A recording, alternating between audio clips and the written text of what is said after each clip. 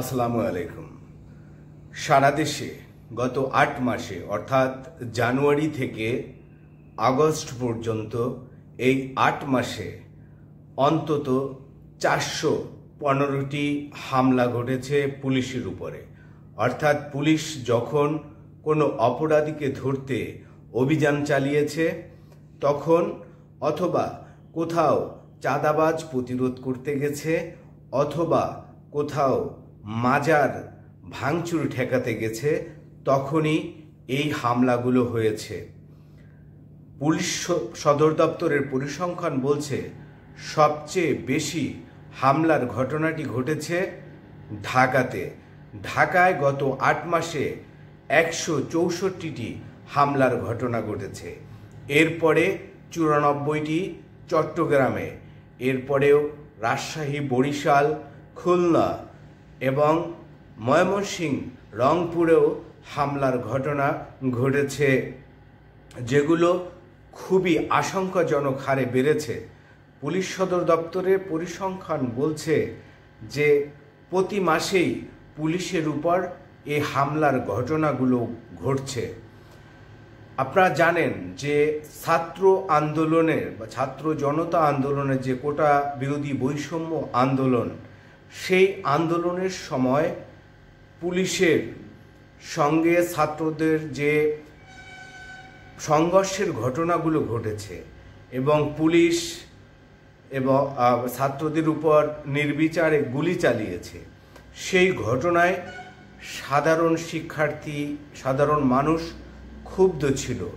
এরপরে আমরা দেখেছি ৫ই আগস্ট সারা দেশে পুলিশের প্রায় ৭00-৮০০ স্থাপনায় হামলা হয়েছে। ১২৩টির বেশি থানায় পুড়িয়ে দিয়েছে বিক্ষুব্ধ জনতা। এরপর সরকারের পতন হয়েছে, নতুন অন্তর্বর্তীকালীন সরকার প্রফেসর ডক্টর মোহাম্মদ ইউনূসের নেতৃত্বে গঠিত হয়েছে, কিন্তু পুলিশের উপর হামলা কিন্তু থামেনি। আমরা দেখছি যে ৫ই আগস্টের পর পুলিশ যখনই কোনো অভিযানে যাচ্ছে সেখানে পুলিশের উপরে হামলার ঘটনা ঘটছে। প্রতিদিন গড়ে অন্তত ৮টি হামলার ঘটনা ঘটছে পুলিশের উপরে। আসামি ছিনিয়ে নেওয়ার মতো ঘটনা ঘটছে, অর্থাৎ বিভিন্ন রাজনৈতিক দলের নেতা কর্মীরা তারা এইসব আসামি ছিনিয়ে নেওয়ার সঙ্গেও জড়িয়ে যাচ্ছেন। পুলিশ যতক্ষণ কোনো আসামিকে গ্রেপ্তার করে তারা ফিরে বা গ্রেপ্তার করতে যায়, তখন আমরা দেখছি সংঘবদ্ধ কিছু লোক একত্রিত হয়ে পুলিশের উপরে হামলা চালায়। গত রোববারে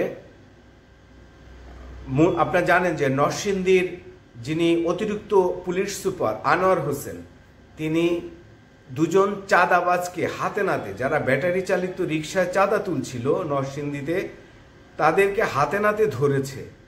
সেই সময় এই চাঁদাবাজরা আনোয়ার হোসেনের উপরে হামলা চালায় এবং তিনি হামলাকারীদের আঘাতে মাটিতে পড়ে যান।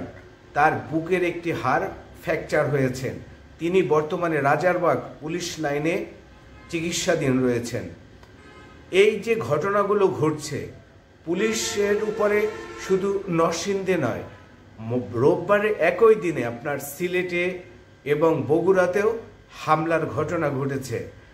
পুলিশ যখন তার আইন প্রয়োগ করতে যাচ্ছে তখনই কিছু সংঘবদ্ধ লোক এই হামলাগুলো করছে।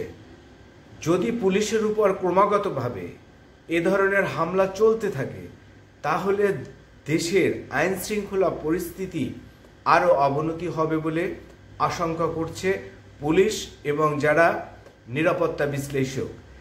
এই হামলায় আমরা দেখতে পেয়েছি পুলিশ ৫ই আগস্টের পর এমনিতেই তারা মনোবল ভঙ্গুর অবস্থায় রয়েছে। সেই মনোবলকে ফিরে আনার জন্য পুলিশের পক্ষ থেকে বিভিন্ন পদক্ষেপ নেওয়া হয়েছে, কিন্তু সেই পদক্ষেপ যথেষ্ট নয় বলে আমাদেরকে জানিয়েছেন নিরাপত্তা বিশ্লেষকরা, সমাজবিজ্ঞানীরা। তারা দাবি করেছেন যে ৫ই আগস্টের পরে পুলিশের মনোবল ফেরানোর জন্য যে ধরনের উদ্যোগ নেওয়ার প্রয়োজন ছিল সেই ধরনের উদ্যোগ সরকারের পক্ষ থেকে নেওয়া হয়নি। সেজন্য আসলে পুলিশের সংস্কারটা ওইভাবে হয়নি। সেজন্য সাধারণ মানুষের সঙ্গে পুলিশের যে একটি সুসম্পর্ক বা সাধারণ মানুষ পুলিশকে যে আস্থায় নিবে সেই ধরনের পরিবেশ এখনো সৃষ্টি হয়নি। সেজন্য পুলিশের সঙ্গে জনগণের দূরত্বটা এখনো রয়েছে। পুলিশ অতীতে অর্থাৎ গত প্রায় 1.5 যুগ ধরে পুলিশের বিরুদ্ধে যে বিভিন্ন ধরনের রাজনৈতিক হাতিয়ার হিসেবে ব্যবহারের অভিযোগ রয়েছে, সেই অভিযোগগুলো কিন্তু সেই অভিযোগে যে ধরেন আপনি গুম, খুন, ক্রসফায়ার, সেগুলো নিয়ে সারা দেশে পুলিশের বিরুদ্ধে মামলা হয়েছে। আন্তর্জাতিক অপরাধ ট্রাইব্যুনালে পুলিশের বিরুদ্ধে মামলা চলছে, অনেক পুলিশ সদস্য গ্রেপ্তার হয়েছে। এখন যারা পুলিশের কর্মকর্তারা রয়েছেন তারা পুলিশকে পুরোপুরি প্রফেশনালে ফেরানোর জন্য অনেক ধরনের কথা বলছেন, কিন্তু পুলিশের তো সেই পুরনো আইনই চলছে, সেখানে আসলে সংস্কারটা হয় নাই। সেজন্য পুলিশ তার পুরনো রীতিনীতি অনুসরণ করেই চলছে। যারা সমাজবিজ্ঞানী বা যারা সুশীল সমাজ তারা বলছেন যে পুলিশকে ব্রিটিশের যে আইন সে আইন থেকে বের করে নতুন একটি জনবান্ধব আইনের আওতায় এনে একটি স্বাধীন কমিশন করে এই পুলিশকে সংস্কার করে জনগণের পুলিশ হিসেবে রূপান্তরিত করতে হবে। এইটা যদি না হয় তাহলে আসলে জনগণ পুলিশকে আস্থায় নিতে পারবে না। এখন এই কাজটি করার জন্য যে ধরনের উদ্যোগ দরকার সে ধরনের উদ্যোগ আমরা সরকারের পক্ষে নিতে দেখছি না। এই কারণে কিন্তু পুলিশের সঙ্গে জনগণের যে সম্পর্ক সেটি উন্নয়ন হচ্ছে না। এই ধারাবাহিক হামলার কারণে আগামী ফেব্রুয়ারিতে জানেন যে আপনার নির্বাচন অনুষ্ঠিত হবে। সেই নির্বাচন যদি সুষ্ঠু এবং সুন্দরভাবে করতে হয় তাহলে অবশ্যই একটি সংগঠিত এবং আস্থাশীল পুলিশ বাহিনী বাংলাদেশের প্রয়োজন। যদি পুলিশ না থাকে তাহলে সমাজে নানা ধরনের বিশৃঙ্খলা হবে, এটি সকলকে বুঝতে হবে। পুলিশ তার আইন প্রয়োগ করবে, তাকে সহযোগিতা যদি জনগণ না করে তাহলে সে তার সার্বিক কাজটি করতে পারবে না। আমরা দেখছি যে 415টি হামলা 8 মাসে, এই হামলা কিন্তু সব পরিসংখ্যান খুবই ভয়ঙ্কর।